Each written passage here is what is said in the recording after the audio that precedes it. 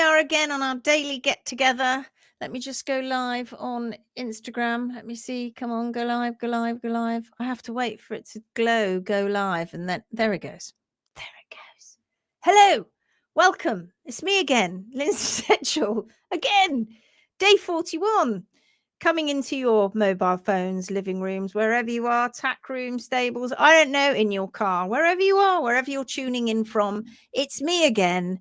And it's the Phoenix, it's the Phoenix Way Mini Life Challenge, day 41. And we're going to be talking about spotting signs of discomfort during trimming today.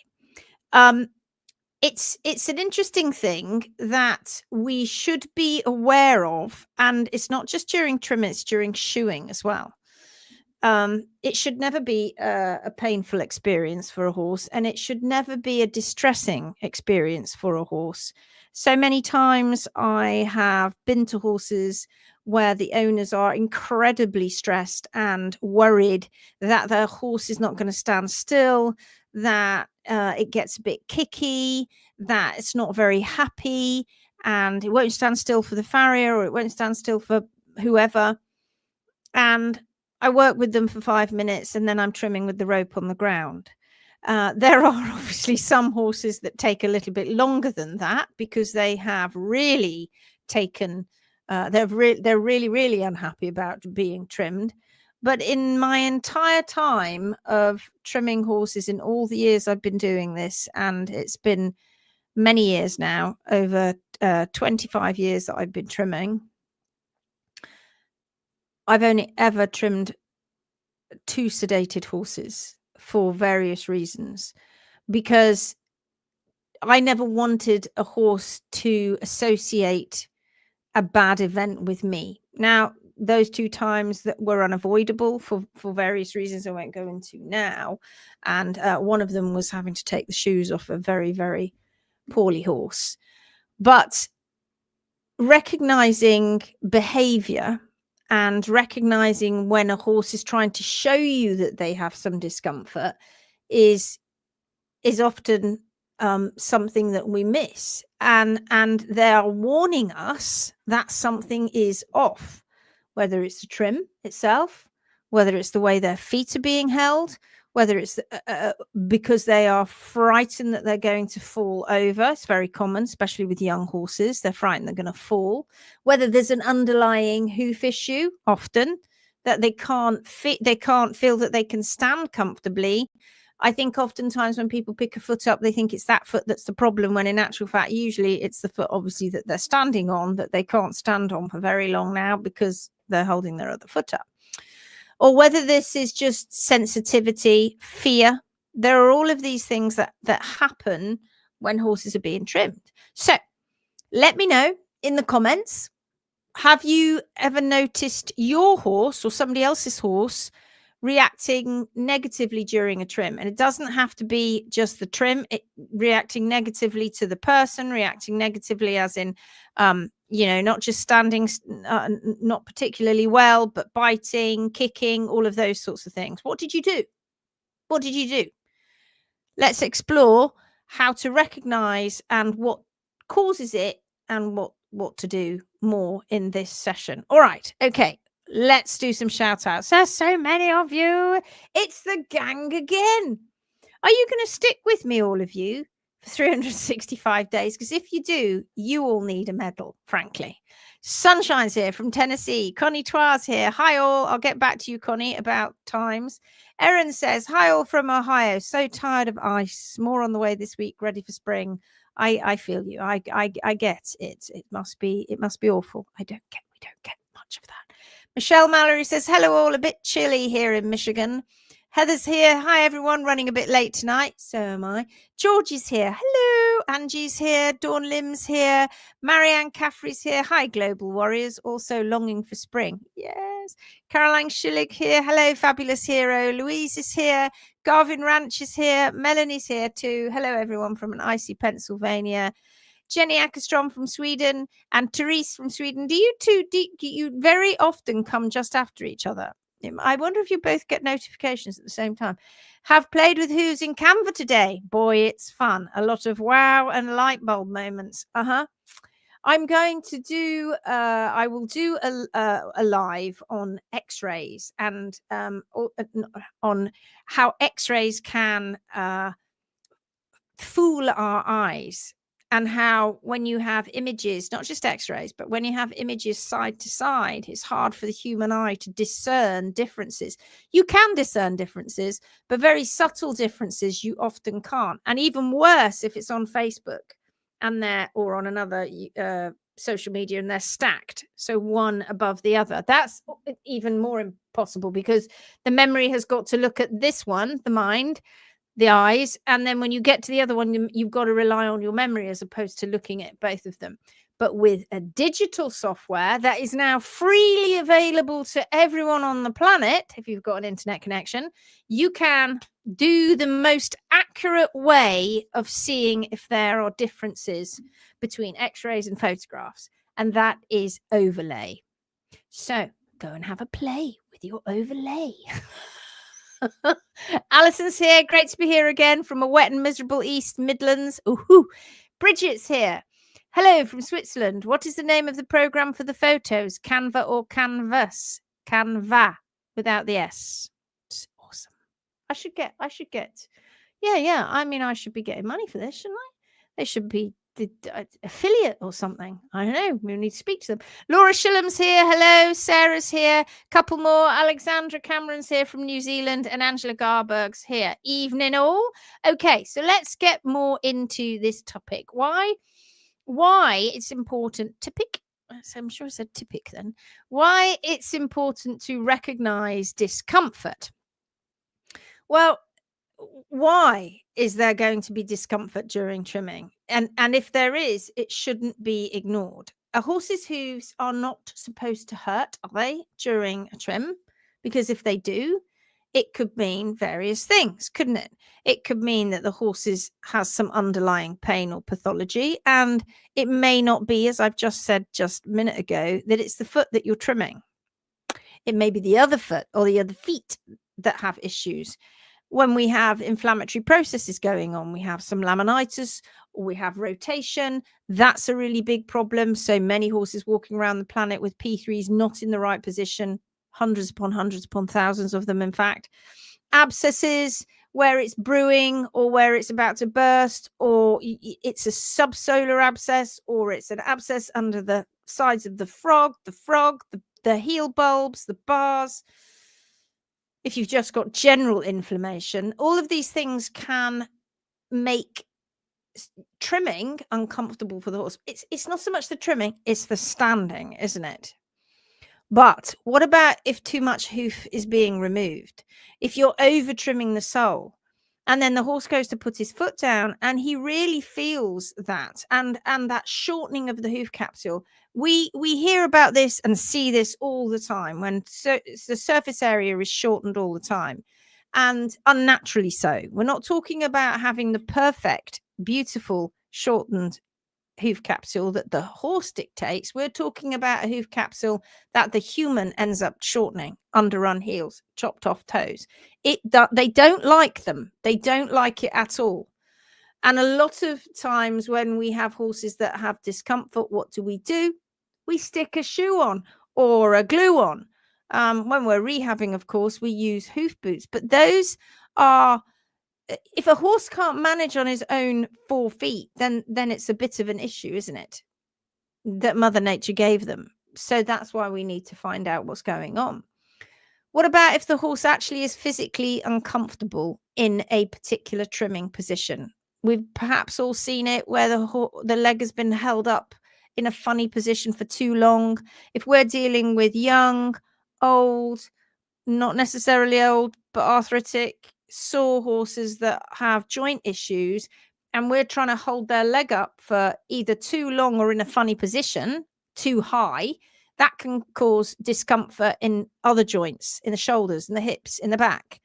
And when we're teaching our pros, one of the big things that we talk about all the time is making sure that they are in the right position as they go around the horse. It's really important for them, for their ability to make sure that for them, so that they are more able to have more stamina because it's very fatiguing, it's very tiring doing this kind of thing. And so you have to make sure you're in the right position.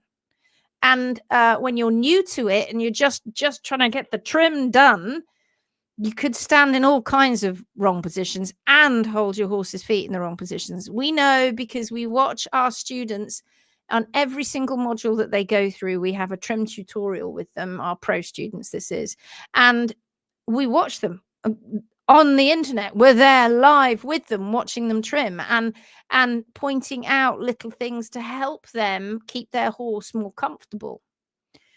What about horses that have a reaction to previously bad experiences? And that happens quite a bit. If a horse has been trimmed poorly before, if they've been shod poorly before, well, just face it, shod is not going to follow their horse's natural parameters. I know. So many people might be watching this going, oh, but some horses need it. No, they don't. What they need is better understanding of the hoof care and balance and diet and management. But let's say this horse has had bad experiences with the person doing it, as well as the anxiety that goes around it. Maybe they've been taken away from their herd mates. Maybe they've been sedated. Maybe when they recognize that there's a vet there with a needle, they start getting anxious again. All of these things are going to lead to not a very particularly lovely experience for the horse, and they might remember it. Many of them do. So even if the trim itself isn't giving any discomfort or pain, then the horse is still not going to stand right for you. Our goal always, guys, is as horse owners is to listen to those signs, isn't it? We should be listening to those signs. And I'm not just like going, listen with your eyeballs. You need to be watching your horse's behavior, and therefore you need to adjust accordingly. If I'm going to spend my life, or my HMB pros are going to be out there trimming loads and loads of horses, the last thing we want is to be having a fight and a battle with every horse we come across. So there have to be techniques that they learn and we teach them in order for them to have a comfortable trim and for the horse to have a comfortable trim. It isn't just a case of picking up the horse's foot and getting on with it. There are techniques that you can use so that you can help the horse. So what signs of discomfort might you see during trimming? Let's go over some subtle signs, subtle but rather obvious signs that a horse might be experiencing discomfort, because they're always trying to communicate with us. I really despise, and I think so many people do these days, when we hear people call horses naughty. It's anthropomorphic, and it's our way of explaining what we don't understand. We're justifying what we don't understand. We have to communicate with them on their level, and they only have really body language to show you that. They're going to communicate discomfort in many ways. And if we've got a handler, one of the main things that a handler needs to do for the person who's got their head down trimming, because they can't see everything, I can feel subtle shifts in weight, and I can feel if they're pulling the foot away. I can feel if they're going to be if they're starting to lean. I can feel all of those sorts of things, but I can't see the head. So one of the things that's going to happen is ears are going to start perhaps being pinned, or they may not just be concentrating on you at all, and ears are focused in the other direction. We always want one ear on the trimmer. They might start to exhibit tight lips, flared nostrils. Like I said, constantly shifting their weight or snatching their foot away. And some of that is a lack of confidence in you, I have to say, as well, when they're snatching their foot, because I can take an owner or a student and I can have a horse snatching their foot, and within 5 minutes, the horse has just stood there like a lamb. There are going to be some extreme cases where it takes a bit more than 5 minutes, and maybe 2 or 3 sessions, in fact. But eventually the horse learns to trust you and will learn to stand correctly. What about that increased tension in the body? We don't want them standing there bolt upright as if they're just about to explode, whether they look terrified, their eyes are wide. and the nostrils are wide, and they're waiting for you to get round to their back end so that they can give you a quick swift one. We don't want that either. We don't want a braced horse who is holding a massive amount of tension in their bodies, whether it's in their legs, whether it's in their back, or just in general in their necks and in their heads, just in here where they're holding bracing. We don't want that. We want the horse to be chilled, to be relaxed, to find this a pleasant experience. How sad if we've got horses that are terrified of us picking their feet up. There's always something we can do. And this is a big part of hoof care that is rarely talked about, to be honest. It's quite a dangerous thing to go in and pick a horse's foot up. It's quite a major thing for a horse to allow you to do that as well. So, because you're lifting up their legs, you're holding their legs, and that's the thing they need to run away. So, and to keep balanced. So I always say to my students, my pros, and when we're on the workshops and we're talking about this with the owners that come to the workshops, I'm always saying to them, the trim starts when we turn up in the car, not when I start picking up the leg. The trim starts way back then. They know you're there, and you have to be chilled and calm and smiley and happy as much as you can, so that you relax. No matter whether it's going on inside you and it's all like, oh, you can't show that on the outside. It's very, very, very important. We don't want the horses being bracy. We don't want them to resist lifting their leg or leaning on the trimmer, because if a horse is refusing to pick up a foot, or they are leaning excessively, it could mean they're sore in the opposite limb. It could just mean that they're fed up, so fed up of everybody staring at their feet and picking their feet up. One of the things I notice very, very much when a horse ends up having one particular foot that's troublesome, whenever the owner sees the horse, they always stare at that particular foot. And I always say to them, don't even look at it. Don't look at the foot until you need to, but don't hyper focus on that foot.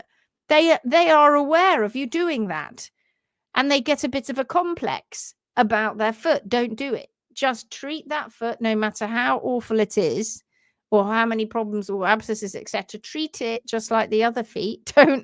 Don't excessively obsess about the foot. Honestly, they know, and they don't like it. And that will also mean they won't pick up feet. And you go to pick their foot up and you get them perfectly balanced and they move off balance. And that's another thing, is getting them balanced, making sure they're perfectly balanced. So many people go in to pick a horse's foot up and the horse is leaning on that actual foot and they're struggling and they're lifting on the feathers off the back of the fetlock and they pull. And the horse is like, oh, you can try that all day. I know. I'm not picking my foot up. Whereas you go, just gonna move your feet a little bit. Oh, I'll pick my foot up now. So it's, for me as a professional, it's working out the difference between I'm not balanced, or I don't really know what you want me to do. I'm not uncomfortable. I just don't want to pick my foot up, to I'm not picking my foot up. I'm pulling away, because if you hold it up too long, I can't cope. I don't like it. Don't want you to do it. I feel vulnerable. You get that a lot, particularly in livery yards, particularly if there are other horses around. Horses will feel vulnerable and they can't concentrate on what we're doing at the trim. They can't concentrate. They're like, get off, because any minute now he's going to come over and bite me on the bum, and I need to make sure I can go in that direction. So all of these things we need to be taking a lot of notice of. Because if a horse is going to start reacting when you start doing things to them, we want to know why. Also, when you're looking at the foot and when you might be putting a little bit of pressure on the foot, if they start reacting when you're touching the sole, the frog, the bars, particularly in the frog, particularly in the central sulcus, you might get your hoof pick and have a little bit of a dig in the central sulcus and they hit the roof, because it's so sore in there. So don't go digging, but recognize that and come up with a plan on how you're going to help them. So it's very, very important that we really do listen. Things like, and especially because this is very important, that if you might suddenly just get bitten and kicked, or they're striking at you, when you go, oh my God, I don't understand why he's doing that. He's usually such a nice horse, and he suddenly shows this aggressive behavior. It's rare, I have to say. But it does happen. It can happen. They can show aggressive tendencies. Usually when people aren't listening to them is usually when that happens. And then it becomes a bit of a pattern that you have to break, because an otherwise well-mannered horse who suddenly just becomes incredibly defensive may be very significant in terms of their discomfort. I just have to stop my phone because my daughter's just ringing me. Poor Georgia. I'd like to just extend a moment to my daughter Georgia, who has norovirus. She's got Norwalk, and she's been up all night, throwing up and coming out the other end as well. Bless her. So I shall phone her up after this. And if you're watching, Asher or Georgia, I'll phone you afterwards. My love to you, babies. Poor girl, I wish it was there. Where was I? I don't know where I was. Shall we stop there for a moment and just do some more shout outs? Lum, lum, lum, lum, lum. Ali Halfpenny's here. Meta's here. Hello from Denmark. Back to Nature's here. Hello all. Maggie's here from Wales. Hi all. Uta says hello from cold and rainy Germany. Camilla's here from Sweden. Anita Pepper says good day, warriors. Anne's here from Canada. Dawn says, any tips on trimming a horse in pain apart from copious amounts of patience? Copious amounts of patience. And like I just said, do you know what? When they're handled correctly and they are calm, even though there is pain there, they will often try and be quite cooperative with you. It's when they feel that they're not going to trust what you're doing, and they feel that you're going to make them feel more unbalanced, or that it's going to cause more pain, is when it's likely to be an issue. Again, one of the things that we teach our students to do is not go knitting with the horse's foot, and then the horse's foot is not moving around all the time. The horse's foot comes up and it remains stable. You can move around. Hang on a moment. Alexa, stop. Sorry, it's my alarm. It's a bit late. You want to keep the foot steady. You don't want the foot doing this the whole time. This has got to stay in a lovely, perfectly balanced, calm, comfortable position, and you move yourself. It's like a game. How still can you keep the leg? Yeah. But all of these things, you got to learn. You can't just automatically do them. Alexandra says, currently going through this, going right back to trusting me to touch the feet. Right. And I mean, I've been with horses where I've had to use a stick or even a loo brush or anything to extend my arm to touch the horse's leg, because they're going to hit the roof for whatever reason. And then working with them gradually, not tying them down harder, not tying them up so they can't move. That's a massive anxiety for some horses. I rarely trim a horse tied up. Rarely. I want them to be able to move their feet and show me when they have problems. Uta says, my old Benny, 49? 49? My word. Cannot stay on 3 legs for long. Oh, I'm not surprised, Benny. Love Benny already. I love him. Jeanette Desar says, hi, bonsoir from France. Suzanne's here. Hi all. JJ Julio is here. Hello. Jill Jill's here. Louise says, my horses, they become impatient because I take a long time. That happens. They kick their foot down, will stand good for a while, and then the impatience starts. So if that's going to happen because you're very aware that you're taking a bit too long, and you're aware of that, stop. Take them for a walk.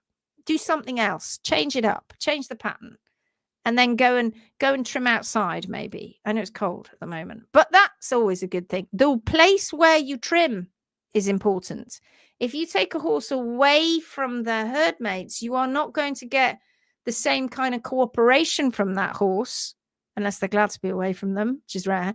But you're not going to get the same kind of cooperation from that horse as if you took the horse and trimmed them very close to where the herd mates are. Sometimes you have to bring a herd mate with them, those sorts of things. But change it up a bit if they're getting impatient with you because you're slow. And don't try and do too much.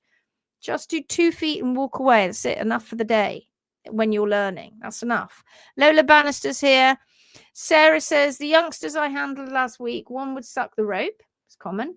He wasn't being cute. He was actually seeking to suckle when feeling distressed. Yeah, suckling, mouthing, chewing. How many people have had their zips unzipped and horses? How many people have had horses where they hold on to you and they just hold it, and you're like, I gotta trim your foot now, and they're just stood there holding you, not biting, they're not pulling, they're just stood there holding. That happens too. All kinds of things. Looking for reassurance. Always looking for this reassurance. Be aware. Don't rush. Don't be going, oh, tick tock, tick tock. I've got half an hour in lunch. I'm going to trim one foot. Don't do that. Or I've got an hour and when it's going to take me 2. Don't do that. Always, always, always try and monitor what these horses are trying to tell you. Louise says, started doing 2, then the next day finished the other 2. By the end of the first, they usually start kicking down. It'll get better for you. It will improve. Again, move them around in between feet. That helps. Anne says, my first horse and his former owner taught me how to not treat horses and set me on the quest for sound barefoot horses with friends, appropriate diet and freedom. I rarely treat actually when I'm trimming. It's a really rare occurrence for me, mainly because I forget to carry it all around with me, so I'm doing my thing. I treat often when I'm doing horsemanship as a reward, but I don't usually tend to do it when I'm trimming. Like I said, mainly because I tend to forget to carry stuff around with me, and it's just an extra thing. But you don't really need that for you to express that, let the horse, for the horse to trust you, because you need to be expressing with your body language complete and utter calm. Complete and utter calm. It doesn't matter if they're dancing about, if they want to kick you and they want to bite you. It's okay. There's something going on. Just back off out of my space. That's where it begins with me.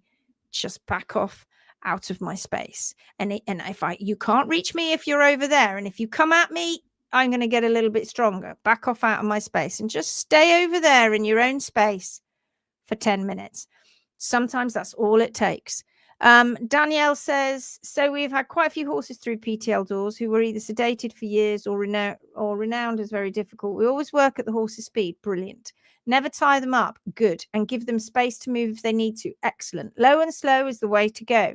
Ensuring that they are comfortable standing on their other 3 feet so far. We have never needed to say sedate, yes, and have always managed to get the job done in a calm and reassured manner. Don't rush. Brilliant. That was lovely to read, Danielle. Really great. Okay, who have we got? Oh, loads. Snoopy Stars here again. Gabika, Kathy Yorkshire, Gabika 70, Kathy Yorkshire Lass is here. Hello. Malin Lingvitz is here. Sanya Bitink is here. Sarah FKH. Yassi Mohammed 9 is here. Hello. Yeah, Sarah FKH says 49. Penny's 49. Snoopy Star 17 says, hello, lovely people. Laura Bashford's joined. Hello, my lovely. Enso Shiatsu. And Carly Kafka's here. Hello, my love. It's lovely to see you all joining in from Facebook, YouTube, and Instagram. Okay, so let's carry on with it. Common causes of discomfort. I want to explain what might be causing discomfort and how we're going to fix it. So what should we do if a horse is showing these issues? So we need to be aware, right? Number one, are we looking at issues that the horse has been made sore from something that happened before? The way that the trimmer was holding the feet. Is this what we're looking at? Or are we looking at a soreness because of an underlying issue? Have we got rotation? Have we got and the horse is trying to show you that it's struggling to stand on its feet because P3 is in the wrong position. Have we got an abscess? Have we got inflammation or infection from something else in the foot? Have we got thin soles? In fact, if a horse has got his toe wall on the ground, thin soles is rarely the problem. The problem with thin soles comes around when toes are removed from the ground. Are we going to start trimming conservatively? Well, what we very much need to do is make sure we get that horse's foot back into its natural shape or parameters, not shape, as in let's force it into a shape. The heels nearly always are the big culprit. Heels and bars are your first port of call. You've got to really avoid removing too much sole. We've talked about this before. If you've had the hoof wall removed at the toe, there are things that you need to do in order that you don't remove too much sole. You can use hoof boots for the horse to stand on one foot or padding while you're lifting up the other foot. That's always a good thing to do if these horses are struggling. But many times over the years, if a horse is just abscessing and they really are struggling, it's not going to be trim time today.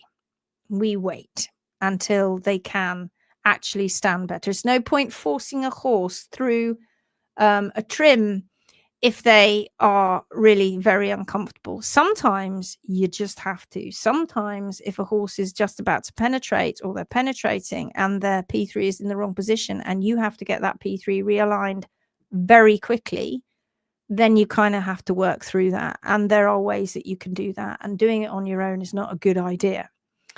If the horse is resisting due to the fact that they are stiff, they've got arthritic joints, again, you have to work with them. You have to get yourself in positions that may be uncomfortable for you short term, but are comfortable for the horse. You don't want to cause more issues with your particular trimming technique. Now, we've said this 1,000 times. The method, this is not a method. We're just taking the horse back to its natural foot. But there are so many methods out there that do cause a lot of sensitivity, whether that be over trimming the frog or over trimming the sole, thinning the sole, using tools that cause sharp pressure points, unnecessary pressure, and unbalancing feet is hideous because you might have just picked up a foot, started trimming it, all seemed well, you put that foot down, they can't pick their other foot up because that foot's incredibly unbalanced. Uneven trims really can lead to massive discomfort then and later. If the horse is reacting due to fear or anxiety, you've got to take things slow. Just like Danielle Riki was just saying then, you've got to take things slow. You've got to go at their pace. You've got to let them feel safe. They must feel safe and relaxed. No rushing, no rushy. You've got to use lots of positive reinforcements, lots of calm voice, smiling, always smile. Always smile. I always smile. Nice words. Hello, buddy. Come on, it's all right. I know it's going to be a struggle for you, but we can do this. We're going to work together, you and me. I really focus on the horse when I'm working, not chatting to the owner. I do chat to the owner if the moment allows, but if I've got a very fearful and anxious horse or a horse that's really struggling, my focus is on that horse. You've got to give them breaks. You've got to allow them to feel that they are not restrained. And you've got to work on desensitizing them as well outside of the trimming sessions. Don't just leave the problem to the day of the trim. Work on it way beforehand. Don't be going, oh God, I should have done that. And then the day of the trim comes and you go, I really wish I did. I really wish I'd done that. I really wish me and the horse had worked together. Owners that start getting anxious because the horse isn't standing calmly, they keep apologizing all the time. That happens. I'm really sorry. It's not usually like this. I'm so sorry. Or I'm really sorry. He is usually like this and I don't know how to fix it. I don't know what to do. I'm really, really sorry. That doesn't really help. What can help is doing action before the trim, working with your horse on the ground. And if you don't know what to do, you have a horse and you don't know how to do that, seek advice. One of the things in the 10-day, which is the second part of our online challenges and in the workshops when we get time on the third day, is that we show people how to handle their horses on the ground. You'd be amazed at how many horse owners there are out there that are a little bit worried about handling their horses on the ground. They don't quite know what is the right amount of pressure to put on, and they're worried that their horse might hate them if they ask them to back up if they put a bit of pressure on, stuff like that. So just learn. You can do it. What should we do when we when it's time to go? I'm going to stop. Like I just said then with the abscesses, I'm going to stop the trim, and I'm going to regroup. It's really important that happens, that you don't keep pushing on. Sometimes the best thing that you can do is just stop the trim.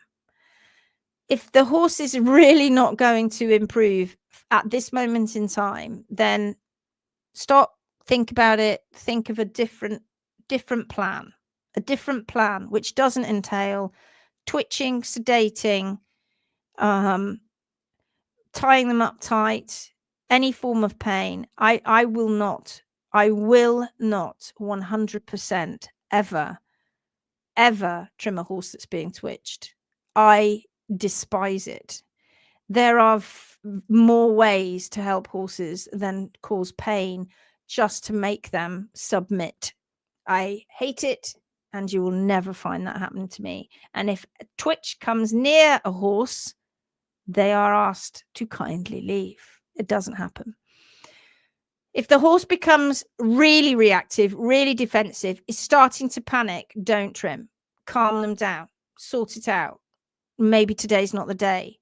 If you've just done something a little bit too much and you've started making the hoof bleed, or it's extremely sensitive, God forbid, to touch, maybe today was not the right day, or maybe there's something else going on, or maybe you've just burst an abscess. But if you're getting to the point of over trimming, stop, get some more advice.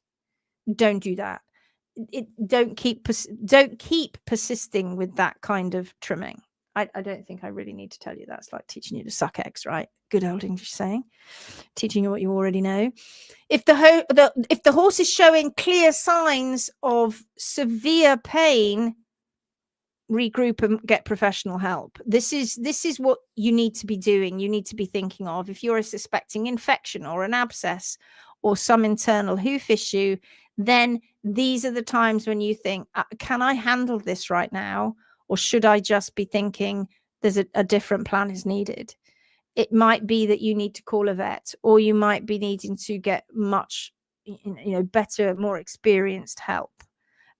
Whatever it is, we've really got to start listening to these horses. Okay, final shout out, because we're raging along. La la la la la. Laurie Coffee's here. Hello. Monica's here. Hi. Sandra Corn's here. Fiona Reynolds is here. Hello. Kelly Irwin's here. Hello. Kathleen says, thanks to the vet using a hoof tester after I told her not to, and she hit my horse for not standing still. She does not like me putting her foot between my legs anymore. I will work on getting her trust again, though. It's just going to take time. P.S. The vet is never allowed back on my property. Hoof testers, unnecessary. Hate them. Horse has got pain. Yeah, we know that.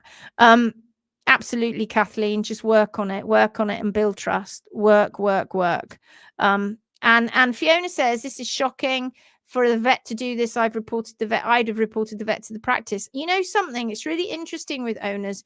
You don't like confrontation. You often feel guilt yourselves, and very often nobody gets reported. Some people do, but mostly, in the great scheme of things, people don't. And that's sad, isn't it?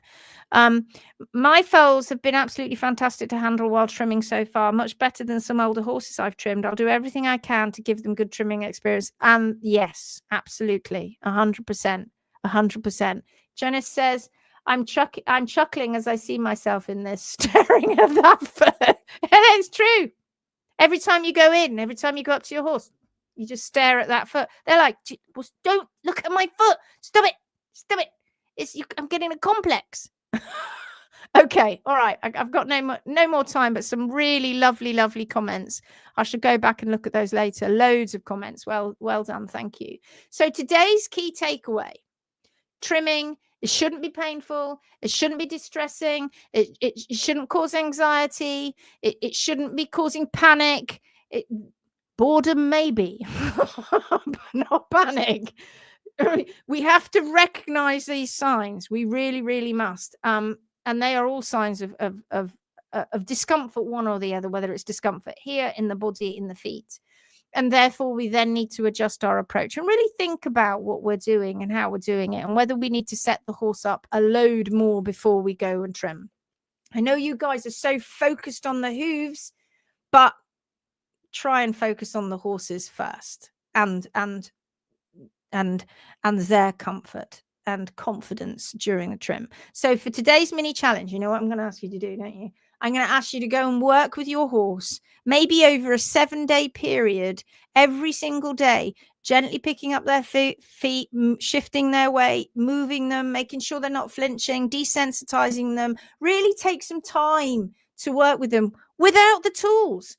Do it without the tools. Just pick up your horse's feet and hold them and just practice. All right.